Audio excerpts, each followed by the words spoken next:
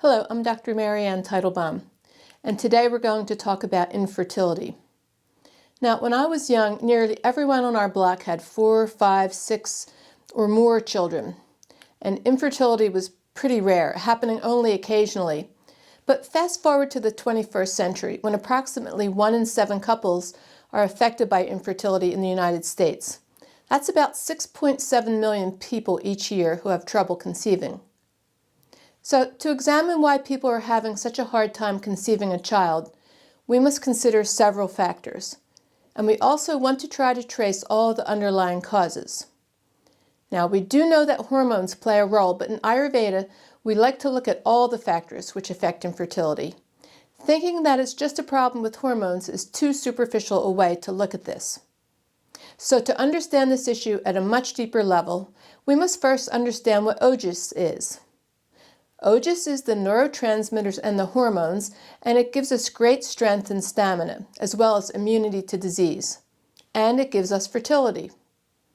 But since Ojas is responsible for reproduction, it's important that we understand how it's made.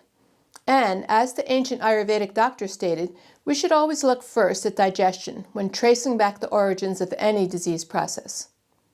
So once you swallow the food, it goes through the digestive tract, and it must be broken down into smaller and smaller particles to come out of there and absorb next into the bloodstream.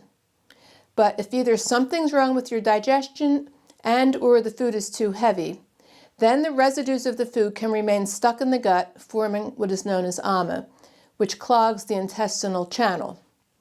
Then, as a result, there is less food being absorbed into the bloodstream because it's stuck in the gut now. So once the food absorbs into the bloodstream, though, it must spend 3 to 5 days in each of the 7 tissues before moving on to the next. Now, the 7 tissues are the blood plasma, the blood, muscle, fat, bone marrow, and finally the reproductive fluids. Then, at the end of the 7th tissue, Ojas is made, which is the final end product of digestion. So if someone is experiencing infertility, the first thing you must examine is how well their digestion is working. And unfortunately, in this day and age, most people have compromised digestion from taking too many antibiotics, birth control pills, acid reflux medicines, steroids, and immunizations, all of which destroy our digestive capability by destroying the friendly bacteria in the gut and compromising the liver from too many toxins traveling through it. Always keep in mind that the gut flora and the liver are considered the seats of digestion. So, the first step is to fix the gut and the liver, and any other weak processes of digestion that might be lurking, like the gallbladder, enzyme systems, and like that. Then, of course, your diet must be as healthy as can be, with freshly made, homemade, cooked foods every day and eaten that day, which gives you the most nutritional value from the food and the most prana, or the vibrational value that the food can have. It's important to know that with every food we eat, it takes a whole month before it can make Ojas, since all the foods spend 3 to 5 days in each of the 7 tissues before moving on to the next tissue. But the only exception to that rule is milk. This means then that milk is the #1 nourishing food to ensure fertility, because taking milk in the correct way makes Ojas immediately, right on that first day.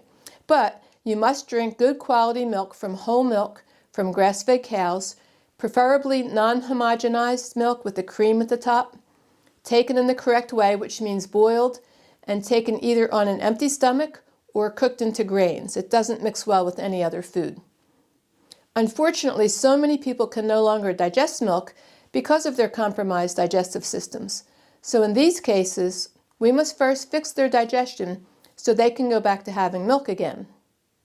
Now, the other problem we encounter is that the milk has been so maligned here in the Western world. People call it a poison, and they say it's responsible for causing cancer and autoimmune diseases, which has caused so many people to turn towards plant-based milks instead. This is a big mistake. Milk is definitely not a poison if you have good quality milk, taken in the correct way, and you can digest it properly. And keep in mind that the hormones which make you fertile are made out of cholesterol.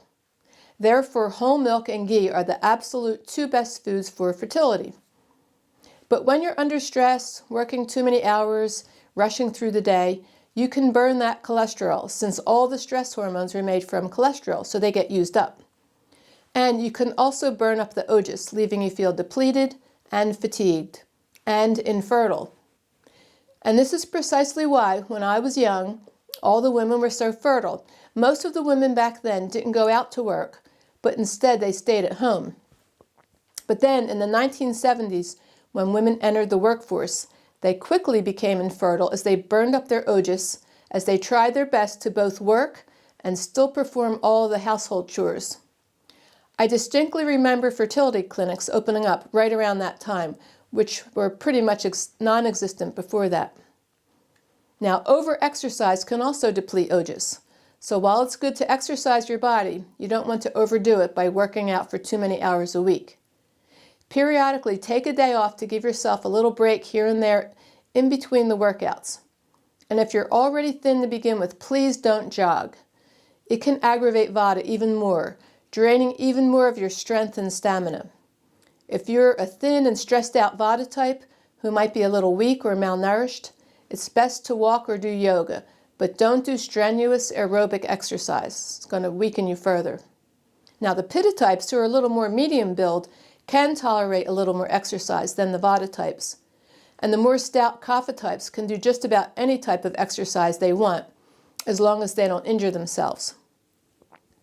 Once you correct all the reasons for low Ojas and you learn how to rest more, eat more nourishing foods, add whole milk, either cow's or goat's milk, and ghee to the diet, then you can also start considering ways to boost your hormones using all the wonderful herbs and herbal formulas Ayurveda has to offer to help you conceive.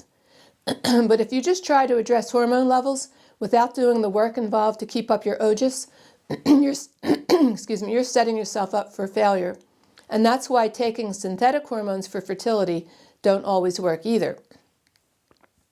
The other thing to consider is that if you're having a difficult time conceiving, it's because your body's wise. Knowing that your Ojas is low, that you need to fix your own strength and stamina before growing a new body inside your womb. So it's important you address all these issues so that you can have the healthiest baby possible. I've seen some very sick and weak women become infertile. Then they go to fertility clinics, they're pumped with extremely high doses of synthetic hormones, they conceive, but their offspring are unhealthy because no one thought of strengthening the mother and also the father before conceiving a new life. You want your genetic material and offspring to be as strong as possible. Therefore, you must be as strong as possible before conceiving. Now, many women have miscarriages for no apparent reason. In most of these cases, there's a subclinical hypothyroid problem. Hypothyroid means underactive. And this means that the thyroid gland is weak, but it might not be weak enough to show up on blood work. But it is weak enough to cause a miscarriage. This is because when the thyroid is weak, the progesterone goes low, which results in a miscarriage. In my book, Healing the Thyroid with Ayurveda, I outline all the reasons someone might have a weak thyroid. So in these cases, we fix all the reasons for the thyroid weakness, and then we give them our herbs to keep their progesterone levels up throughout their entire pregnancy. And this approach has proven to be highly effective in preventing miscarriages. So there's much more which can be done to enhance your fertility outside of the realm of just taking somewhat dangerous synthetic hormones that are filled with nasty side effects and toxicity. The answer lies in keeping up your levels of Ojas by fixing your digestion and eating high-quality nourishing foods and addressing the stressors you can control, such as going to bed early, incorporating whole milk and ghee into your diet, and identifying any and all thyroid issues which might be lurking under the surface, even if your blood work comes back normal. By following these guidelines, you'll be amazed at how much your fertility comes back. Ayurveda has hundreds of herbs, many of which can greatly enhance fertility. We even have herbs to strengthen the uterine lining so the egg can implant, herbs to increase the sperm count and motility, and herbs to help the woman's eggs develop fully. It's always best to conceive a child in the most natural way possible, so they can enter life with their own high levels of Ojas and not start out with chemical toxins which come from the mother's use of the many synthetic hormones that are used for fertility. And don't be short-sighted in your approach to treating fertility. Don't just think of it as a problem with low hormones, which could lead you to believe that if you just take hormones, you'll be able to conceive. It's a little more complicated than that, but it's also not as hard to conceive as you might think. Your body is fully capable of healing itself to the point where you can regain your fertility. You just have to nudge it in the right direction. Thank you.